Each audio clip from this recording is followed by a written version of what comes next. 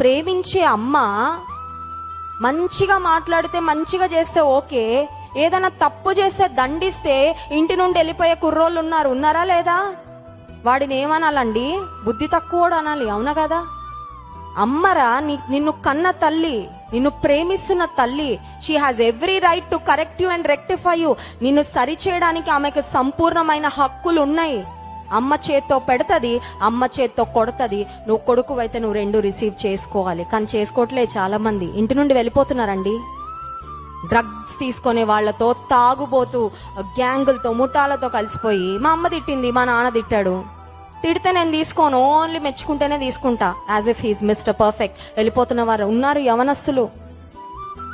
దేవుడు మెచ్చుకుంటాడు, దేవుడు ఆశీర్వదిస్తాడు, దేవుడు గద్దిస్తాడు కూడాను. దేవుని ఆశీర్వాదాన్ని ఎంత బాగా రిసీవ్ చేసుకుంటామో, కొన్నిసార్లు దేవుడు గద్దించినప్పుడు కూడా వి మస్ట్